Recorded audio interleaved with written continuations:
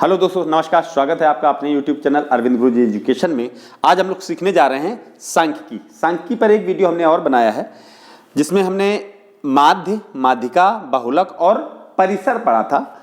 आज हम लोग पढ़ेंगे मानक विचलन, विचरण और विचरण गुणांक। ठीक है, लेकिन एक बार थोड़ा सा एक नजर मार लेते हैं माध्य, माध्यिका, बहुलक और परिसर पर। ठीक है, तो जैसे हमने एक उदाहरण लिखा हुआ है, इसमें ये आंकड़े हैं 10, 10, ये सब, इनका माध्य निकालना हो तो माध्य एक तरह का औसत होता है, यानी कुल संख्याओं को जोड़कर संख्याओं की संख्या का भाग दे दिया जाता है। जैसे इसको जोड़ेंगे 10, 10, 20, 9, 29, 10, 39, 10, 49, 49, 11, 70, 49 नहीं, 49, 11, 60, 70, 20, 90, 90 बटे संख्याएं कितनी है? 1, 2, 3, 4, 5, 6, 7, 8, 9, 9 का भाग दे दिया तो इसका माध्य आ गया 10। ठीक है, अब यहीं पर अगर माध्यिका निकालनी हो इसी उदाहरण से, ठीक है, माध्यिका, तो माध्यिका हमने बताया था, शायद आपको याद हो, और ये नहीं याद है तो फिर बता दे रहे हैं। माध्यिका का मतलब पहले तो इसको पूरा अरेंज किया जाता है, बढ़ते क्रम में या घटते क्रम में। तो इसी जगह हम इसको अरेंज कर, सबसे छोटी संख्या है 9, 9 कितनी बार है? 1, 2, 2 बार 9 हो गया।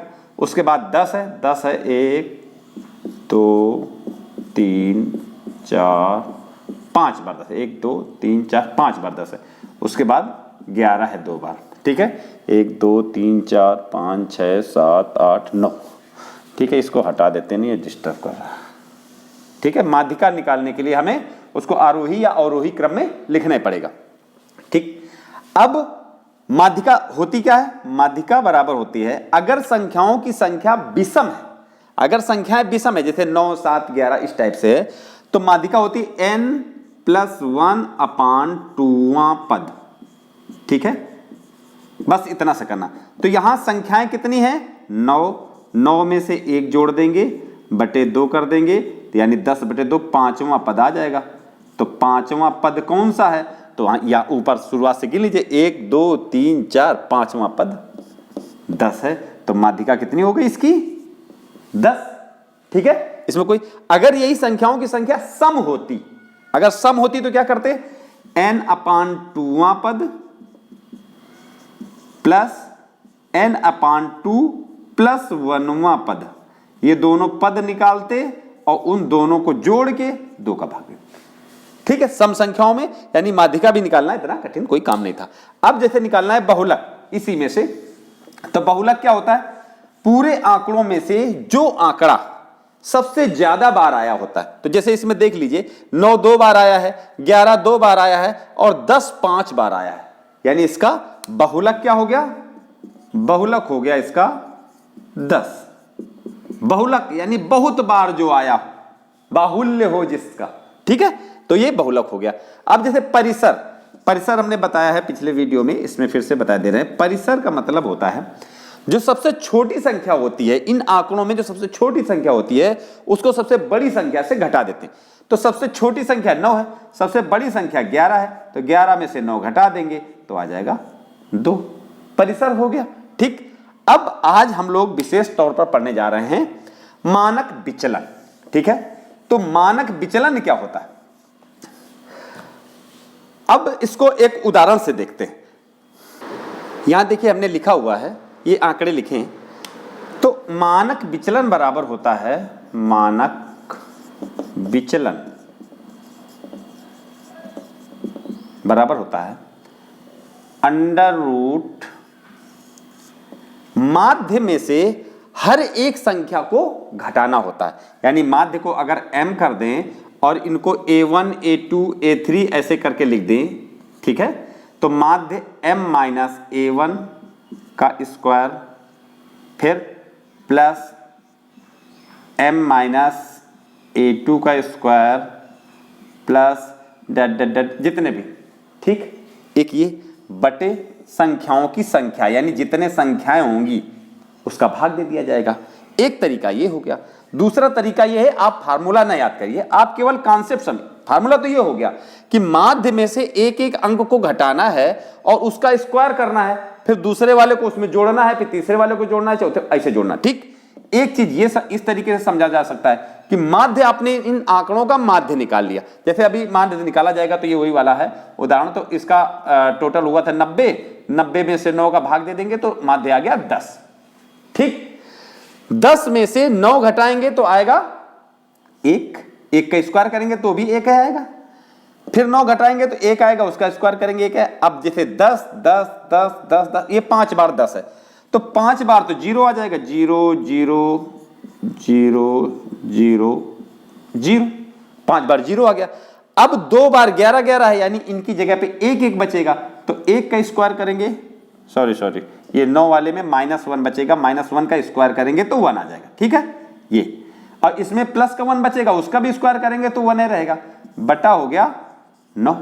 ठीक, अब इनको जोड़ दीजिए 1 2 3 4, तो अंडर रूट 4/9, तो ये बचा बाहर 2 का वर्ग, 4 का वर्गमूल करेंगे 2 और 9 का करेंगे तो 3। ये आ गया मानक विचलन। ठीक है, अब इसी में देख लेते हैं विचरण क्या होता है।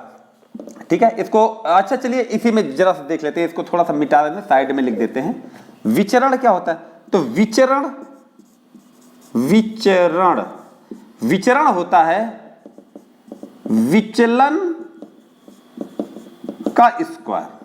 जो भी आपका विचलन निकला है उसका स्क्वायर कर देंगे तो विचरण हो जाएगा, यानी 2/3 निकला था, इसका स्क्वायर कर देंगे तो 4/9, ये हो गया आपका विचरण।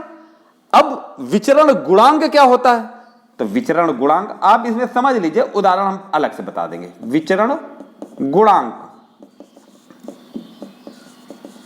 विचरण गुणांक बराबर होता है विचलन बटा माध्य गुणा 100%। तो अब जैसे विचलन इसमें हमने निकाला था, पिछले वाले में निकाला था 2/3, यानी इसी का अगर विचरण गुणांक निकालना है तो 2/3 बटा माध्य, तो माध्य निकला था 10।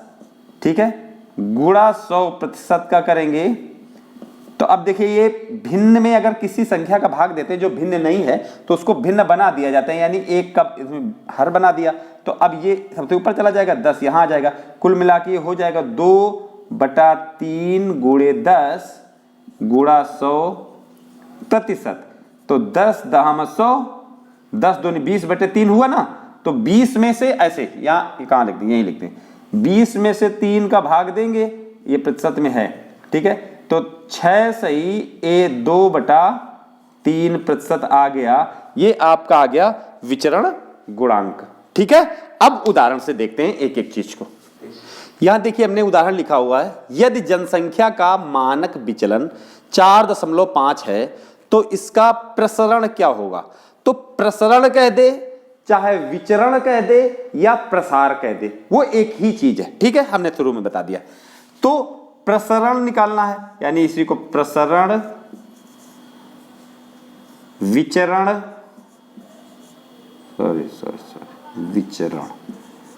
विचरण या इसी को प्रसार, ये कह सकता है, आप इसमें कंफ्यूज नहीं होंगे। ठीक है, बराबर क्या होता है, विचलन का स्क्वायर, यानी विचलन लिखेंगे, विचलन और उसका स्क्वायर। ठीक, तो विचलन है 4.5, 4.5 का स्क्वायर कर देंगे तो 4 यानी 4.5 गुणा 4.5 ऐसे कर देंगे। अब जैसे भी आप गुणा जल्दी कर पाए, 5 25, 5 20, 2 22, 4 5 20, 4 चौक 16, 2 18, और ये आ गया 25, ये हो गया 0 20। ठीक है, 20.25, 20.25 आ गया, ये इसका प्रसरण। ठीक है, ये चीज समझ में आ गई।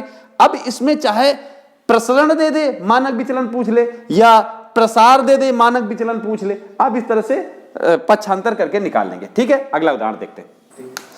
अब ये देखिए यहां हमने लिखा हुआ है, एक वितरण का माध्य 20 है और इसका मानक विचलन 4 है, इसका विचरण गुणांक बताओ। ठीक है, तो विचरण गुणांक अभी बताया था, विचरण गुणांक बराबर क्या होता है, विचलन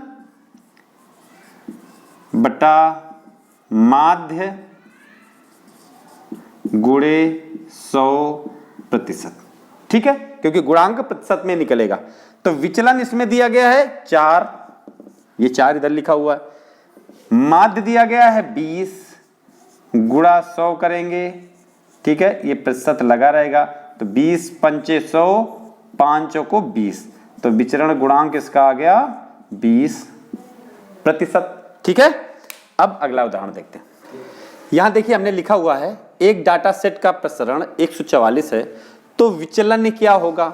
जैसे प्रसरण हो या विचरण हो या प्रसार हो, प्रसरण विचरण प्रसार एक ही चीज है। तो प्रसरण इसमें पूछ रहा है, तो प्रसरण बराबर क्या होता है, विचलन स्क्वायर, यही था ना, विचलन का स्क्वायर, दोनों जगह के वैल्यू रख दीजिए। प्रसरण दिया है इधर, इधर वाला दे दिया है, तो 144 ये दिया गया बराबर विचलन स्क्वायर। तो जब विचलन बराबर करेंगे तो विचलन इधर लिखा रहने दीजिए, विचलन बराबर करेंगे, इधर का अगर स्क्वायर हटता है तो इधर वाले में अंडर रूट लग जाता है। ठीक है, ऐसे तो होता है गणित का नियम। तो ये इधर इसका हटा तो इसका अंडर रूट, 144 का अंडर रूट क्या आएगा 12, विचलन बराबर आ गया 12। ठीक है, हमने कोशिश की है कि आपको जल्दी से जल्दी आसान भाषा में हर तरीके के एक एक उदाहरण बताएं। अगर आप चैनल में नए हैं तो इसको चैनल को सब्सक्राइब कर लीजिए। अगर आपको ये चीजें अच्छी लगती हैं, उपयोगी लगती हैं, या आपको लगता है कि ये किसी के लिए उपयोगी हो सकती हैं, तो उस व्यक्ति तक इसको शेयर भी करें। Thank you.